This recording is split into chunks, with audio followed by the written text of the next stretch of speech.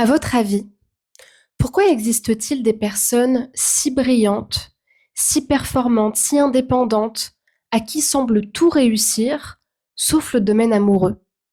Des femmes ou des hommes qui semblent s'épanouir dans tous les domaines, sauf sur le domaine sentimental. Est-ce que cette réussite apparente peut être une armure? C'est ce qu'on va voir dans l'épisode d'aujourd'hui. Nous allons analyser les schémas inconscients qui sont cachés derrière la réussite professionnelle.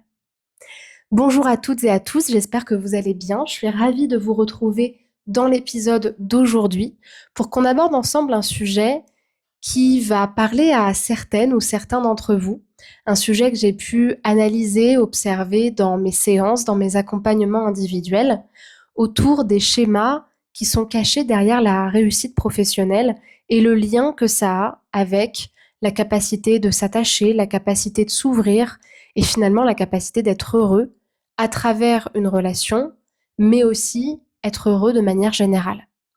Pour les personnes qui ne me connaissent pas, je me présente, je m'appelle Chloé Mercart, je suis coach certifiée, hypnothérapeute et praticienne en thérapie brève. Et depuis 2020, j'accompagne hommes et femmes à s'aimer, à renforcer l'estime de soi pour vivre des relations amoureuses plus saines à leur juste valeur. Si vous n'êtes pas encore abonné à la chaîne, je vous invite à le faire maintenant, de même que pour les personnes qui nous écoutent sur Spotify. Pensez à bien activer la cloche des notifications pour ne manquer aucun épisode. Sachez également que j'ai créé pour vous une formation totalement offerte de plus d'une heure qui vous explique comment sortir des schémas de dépendance en amour. Cette formation, elle est accessible dans la description. Il vous suffit qu'à cliquer dans la description, à vous inscrire sur le formulaire proposé et vous la recevrez directement par mail. Le premier point que j'aimerais développer justement et que j'ai abordé, suggéré dans l'introduction, c'est celui que la réussite professionnelle, l'extrême performance, le statut haut placé peut être parfois une armure. Je vais aborder ce sujet-là uniquement pour les personnes que ça peut concerner. Ce que je ne veux surtout pas faire passer comme message, c'est l'idée que on n'a pas le droit de réussir ou que réussir est un symptôme en soi, pas du tout. L'important, je pense, c'est d'être heureux avant toute chose. Et les personnes qui sont concernées, ce sont les personnes qui sentiront que derrière ce besoin de réussir, derrière ce besoin d'être reconnu, ce besoin d'avoir un statut, et ce besoin, on le verra après, d'être invulnérable et d'être inattaquable, se trouve en réalité un besoin d'amour, un besoin de reconnaissance plus profond qu'elles n'ont pas eu. Si on a envie de réussir, c'est une très bonne chose, mais si on sent que la personne qu'on est devenue n'accepte pas d'être aimée et n'accepte pas d'être touchée par l'autre, c'est là où ça peut être un petit peu plus limitant. Ce que je vais dire est tout aussi valable pour les hommes que pour les femmes, puisque ce sont des mécanismes que j'ai pu observer chez les deux sexes, en séance et dans mes accompagnements. Chez beaucoup de personnes performantes, la réussite professionnelle n'est pas seulement une ambition, c'est parfois une protection, ou c'est parfois un statut qui va venir justifier leur rayonnement, ou qui va venir justifier leur confiance. Quand on les voit, elles sont extrêmement bien habillées, avec des matières de qualité, elles ont des manières, elles ont un code vestimentaire, un code presque comportemental dans leur manière de s'asseoir, dans leur manière de se vêtir, de parler, presque de respirer, d'observer chaque chose, de tout analyser, de tout, d'essayer de tout comprendre. Et parfois, justement, ce statut-là peut être un masque. Parfois, l'environnement dans lequel elles ont évolué, dans lequel elles ont brillé, peut être une forme de protection. Et quand on vient accompagner les personnes en question en séance, puisque si elles viennent, c'est qu'elles ont un besoin de changement, un besoin d'accompagnement, un besoin de se connaître, de se trouver, au-delà de leur statut, et qu'on les questionne sur leur passé, sur leurs blessures, sur la peinture qui est en dessous du masque, en dessous du papier peint, on peut retrouver de la vulnérabilité, on peut retrouver un grand manque de confiance, même si le statut peut laisser supposer l'inverse.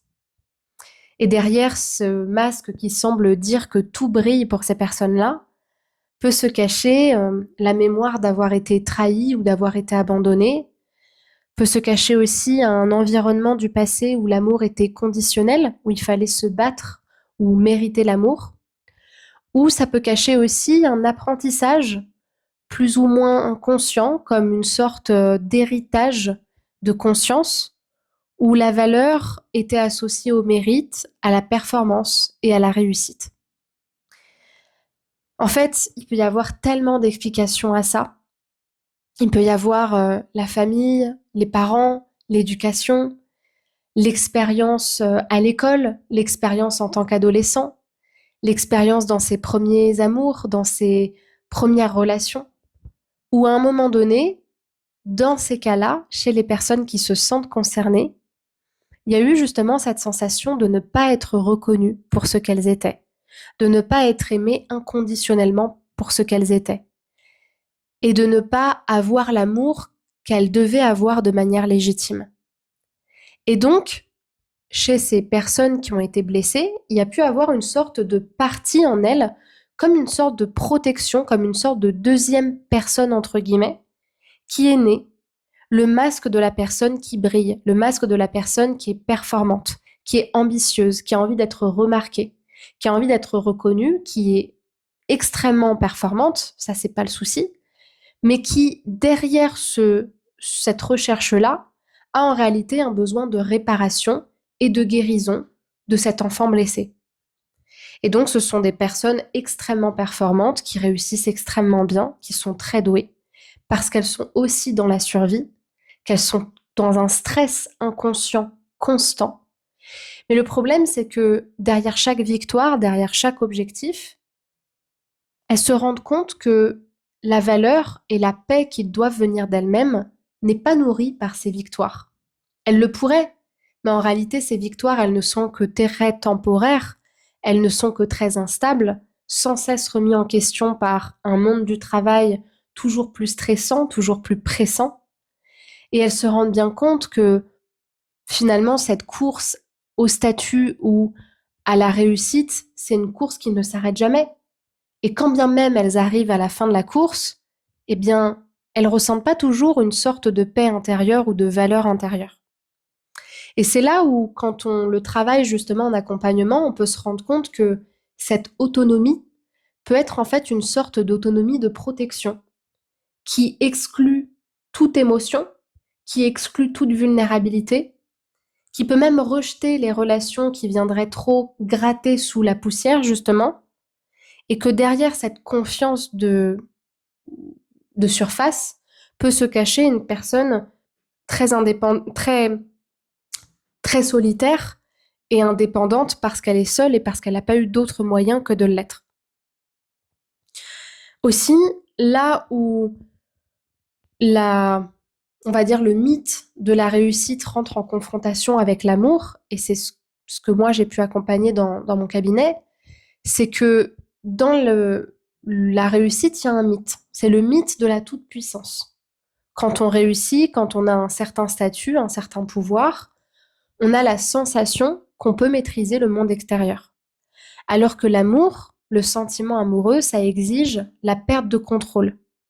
Ça exige justement de s'ouvrir, de prendre un risque.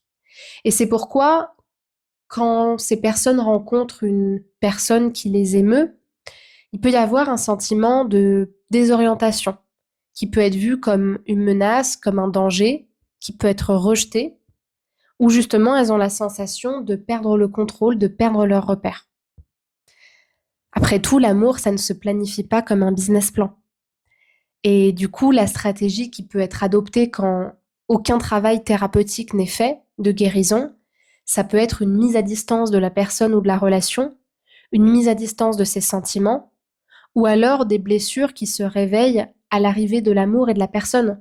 Quand on est en couple, la vie de couple vient nous titiller sur des blessures qu'on n'a pas guéries, sur des blessures dont on n'a même pas conscience quand on est tout seul, parce que tout simplement ces blessures ne sont pas réveillées par nous-mêmes, elles sont réveillées par la personne qu'on aime et qui partage notre vie. Et ces blessures-là, elles peuvent réveiller une blessure d'abandon, de rejet, de trahison, avec des comportements parfois toxiques quand ils ne sont pas traités. Alors, du coup, ces personnes, elles peuvent attirer des partenaires indisponibles, que ce soit émotionnellement, géographiquement, des partenaires qui sont plus fragiles qu'eux, qu'elles doivent porter. Elles peuvent tout simplement se mettre dans des situations vouées à l'échec, ou encore attirer des partenaires qui vont venir les désorienter par leur amour. C'est comme si elles n'étaient pas préparées à l'amour, qu'elles ne savaient pas comment le gérer, et que même le plus bel amour, le plus beau partenaire, le partenaire qui va les aimer le mieux possible, va venir les désorienter parce que quelque part, elles n'ont pas créé d'espace qui permet l'autorisation et l'acceptation de cet amour. Et donc, du coup, elles ne savent pas comment le gérer, et notamment comment gérer la vulnérabilité qui en ressort. Donc, ce qu'on peut voir dans ce schéma-là, c'est justement une sorte de dilemme entre la personne performante qui brille en société, qui semble confiante, mais qui gère en réalité toute la pression par encore plus d'exigences vis-à-vis d'elle-même, et le petit enfant qui manque peut-être de reconnaissance, qui manque de sentiment d'avoir de la valeur pour ce qu'il est, au-delà de sa réussite, ou tout simplement celui qui n'a pas reçu suffisamment d'amour. Et la promesse inconsciente qui peut être faite, c'est justement de se dire, puisque l'amour est un danger, ou puisque l'amour doit se mériter, je vais devenir invulnérable et je vais devenir intouchable. Le problème, c'est que ça, c'est une stratégie qui fonctionne un temps, mais c'est une stratégie qui ne permet pas de s'épanouir sur le plan amoureux, qui ne permet pas d'être heureux justement en amour. Et ça explique en partie pourquoi derrière ces personnes qui réussissent, il peut y avoir en réalité des masques et des blessures qui empêchent l'accueil de l'amour. Donc, c'est pas que quand on réussit, on n'est pas aimé, mais c'est peut-être que derrière le chemin qui nous mène à une très grande réussite, qui peut être expliqué et motivé par des raisons plus personnelles, plus subjectives et pas forcément très saines, euh, eh bien, il peut y avoir une sorte de défense, de protection qui va être problématique pour l'amour ensuite, qui exige une perte de contrôle. Et c'est justement ça qui est parfois compliqué pour ces personnes-là, c'est que l'amour peut être perçu comme une menace identitaire, une crainte de les fragiliser, parce que s'ouvrir, ça demande de se dévoiler, donc ça demande de devenir vulnérable, parce que aimer, comme je vous le disais, c'est perdre le contrôle, mais ça peut être aussi ça peut aussi être vu comme perdre sa souveraineté. Et donc, le problème, c'est d'associer l'amour au danger et de finalement avoir la sensation que s'autoriser à aimer ou à être aimé, c'est finalement perdre tout ce qu'on a construit. Et c'est ça l'erreur. C'est pas parce que l'amour est en soi un risque et une perte de contrôle que ça va nous faire perdre notre souveraineté. Si notre souveraineté, elle vient de nous-mêmes, qu'elle vient de nos apprentissages, de nos ressources, et qu'elle a vraiment bien été consolidée et pas juste par un statut, alors cette souveraineté-là, elle ne s'en ira jamais parce qu'elle est propre à vous, elle est propre à votre expérience. Mais si vous avez construit tout un personnage autour de votre réussite, de votre statut, mais que finalement, à l'intérieur de vous, il y a encore ce creux, il y a encore ce vide quelque part, alors là, oui, l'amour peut être effectivement un danger pour vous.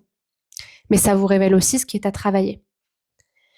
Et donc le changement va advenir quand ces personnes se rendent compte qu'elles passent à côté de belles relations, qu'elles n'ont pas les comportements appropriés pour garder une personne saine dans leur vie et qu'elles se rendent compte qu'elles vivent des déceptions amoureuses pour lesquelles elles sont en partie responsables.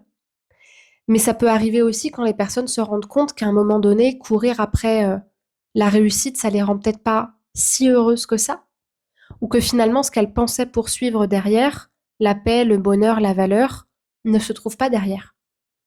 Ça arrive souvent dans un moment où elles se demandent si finalement, ce qu'elles pensaient être le plus important, ça fait vraiment du sens. Ça arrive quand elles re-questionnent ce après quoi elles courent depuis des années.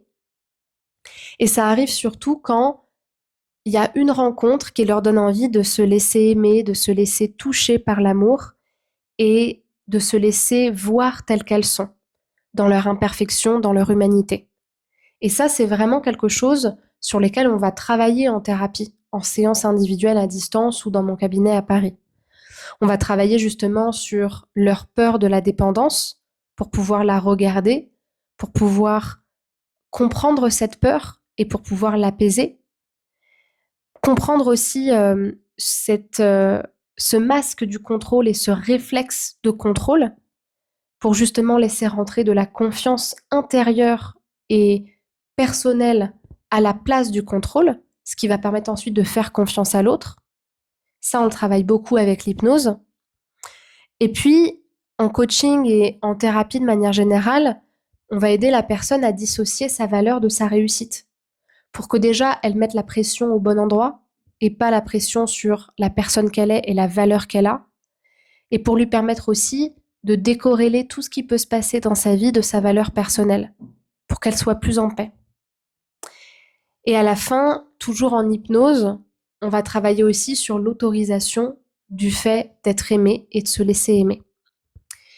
Donc si c'est quelque chose qui vous parle, si ce travail-là, il vous appelle, que vous sentez que ça fait un moment que vous butez entre guillemets sur le sujet, mais que vous sentez bien que tout seul, c'est compliqué d'avancer et qu'il y a des relations qui vous passent à côté parce que vous avez peut-être pas le bon accompagnement ou les bons outils, eh bien sachez que dans l'accompagnement métamorphose, l'accompagnement individuel que je propose, qui dure environ 6 mois, on va vraiment travailler sur tous ces axes-là pour vous faire avancer, pour vous faire accueillir l'amour, vous autoriser à aimer, à être aimé, à vous aimer, pour pouvoir mieux aimer et vivre un amour qui ne vous sauvera pas, parce que c'est pas le but de l'amour, mais qui va vous apporter quelque chose que la réussite, le statut et toutes ces choses que vous pensez contrôler ne peuvent pas vous apporter. C'est-à-dire quelque chose d'humain, d'unique, de rare et, et finalement une sorte d'initiation,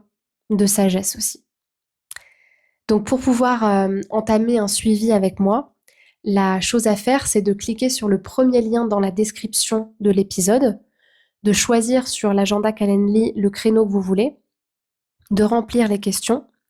Et ensuite, on va se parler au téléphone. Je vous écouterai, j'écouterai la situation où vous souhaitez travailler. Et puis ensuite, je vous expliquerai comment est-ce que je travaille. Et puis, on pourra éventuellement caler un premier rendez-vous par la suite. Il y a aussi des exemplaires qui me restent du livre S'aimer plus, qui est la méthode que j'ai écrite et qui aide justement les femmes à s'aimer, à attirer des relations saines et à sortir de la dépendance affective. Vous avez toutes les indications pour le commander dans la description de l'épisode. Et puis dans la description également, vous avez le lien vers mes ateliers de constellation familiale et de Yatra Kundalini Activation à Paris et en ligne que j'organise une fois par mois. Je vous remercie pour votre attention. Si ça vous a plu, je vous invite à me laisser un commentaire et un like avec 5 étoiles sur Spotify pour pouvoir augmenter la visibilité de la chaîne et du podcast. Et je vous retrouve très prochainement pour un prochain épisode. Prenez bien soin de vous.